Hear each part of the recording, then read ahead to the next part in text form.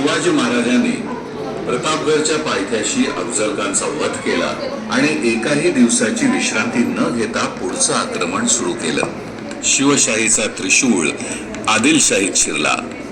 मसूर, कढेलोण, मायणी, कराड, निर्ले, वाळवे, औदुंबर, आष्टी अशी एकामागून एक ठिकाणं घेत 18व्या दिवशी चक्क पन्हाळ्यासारखा बेला गड देखील स्वराज्यात आला. यादवकालीन गड तो, दृष्ट लागावी इतकी सुंदर बांधणी, दुय्यम राजधानीच म्हणावा इतकं महत्व, दख्खनचं द्वार. महाराजांनी एक रात्र जागून मशालीच्या प्रकाशात अवघा गड बघितला. महाराजांनी पन्हाळ्याचं ठाणं अतिशय मजबूत केलं. इतक्यात एक बातमी आली. महाराजांचं हे आक्रमण थोपवायला आदिलशहानं सिद्दी जोहरला मोठी सेना देऊन पाठवलं आहे. आता महाराजांनी पन्हाळ्यातच आश्रय घेतला, जेणेकरून सिद्दी जोहर स्वराज्याच्या सीमेवरच थांबेल आणि रयतेला तोशिष लागणार नाही. महाराजांच्या पाठोपाठ सिद्दी जोहर आलाच. पन्हाळ्याला जोहरच्या सेनेचा अभेद्य विळखा पडला.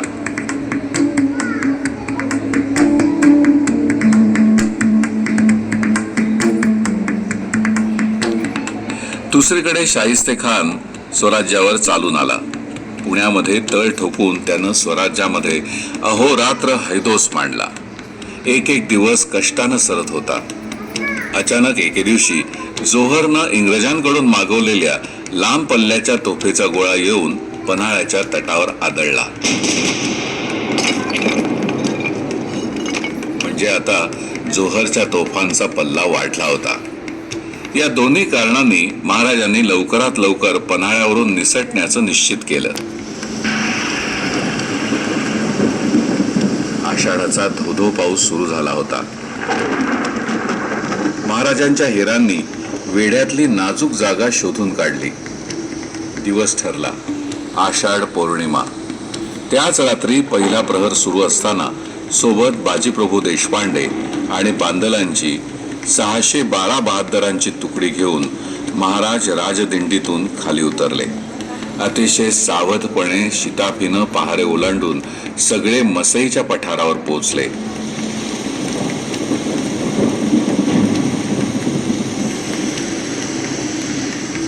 रात्रीचा गडद अंधार, आषाढाचा अविरत धोधो असा पाऊस, घोंघावणारा वारा, दगडधोंडे, रानझुडपं, काटेकुटे, गुडघा गुडघा चिखल, शेवाळे, खाचखळगे आणि त्यातून धावणाऱ्या 600 सावल्या.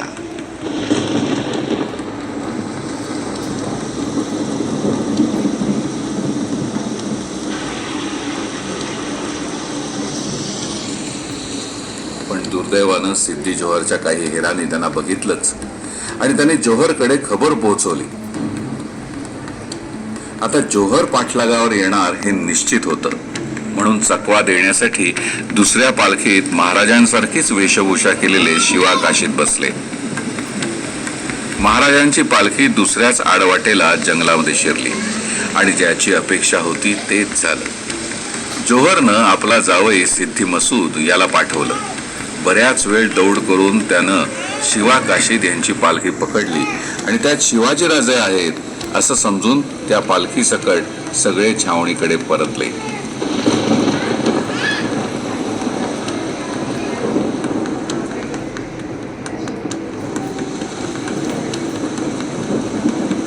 पण सिद्दी मसूदनं पकडलेली व्यक्ती शिवाजीराजे नाहीत हे लक्षात येताच छावणीत हलकल्लोळ उडाला. चिडलेल्या जोहरनं स्वामीनिष्ठ शिवा काशीद यांचा बहुधा शिरच्छेदच केला असावा. पण या दरम्यानच्या काळात महाराजांना बहुमूल्य वेळ मिळाला आणि ते आणखी पुढे सरकले. संतापलेल्या जोहरनं पुन्हा सिद्दी मसूदला आणखी सैन्य देऊन विशाळगडच्या दिशेनं पाठवलं. महाराज तोपर्यंत आडवाटेनं बरेच पुढे निघून गेले होते. सकाळ होईतो महाराज गजापूरच्या खिंडीपाशी पोहोचले. सर्वजण जीवाच्या आकांताने गेली 10-12 तास धावत होते. सिद्दी जोहरनं मलकापूर मार्गे पाठवलेल्या सैन्याची चाहूल मराठ्यांना लागलीच. आता कसं करावं? महाराजांनी बाचींना विचारलं. आपण गडावर सुखरूप पोहोचेपर्यंत आमच्या हाडामापाची सगमती करून सिद्धी वाटत होतो. राजे, बाजी निर्धारानं उत्तरले. त्वरित निमे लोक घेऊन गडावर निघून जाणे. 2 प्रहर पावे तो फौज मागावर येऊ देत नाही. साहेब कामावरी पडलो तरी मुला लेकरांना अन्न महाराज देणार. आता विचार करायला वेळ नव्हता. महाराज पुढे निघाले आणि एखाद्या रुद्राप्रमाणे बाजी गजापूरच्या खिंडीमध्ये उभे राहिले आणि त्यांच्या सोबतीला जणू 300 भैरव.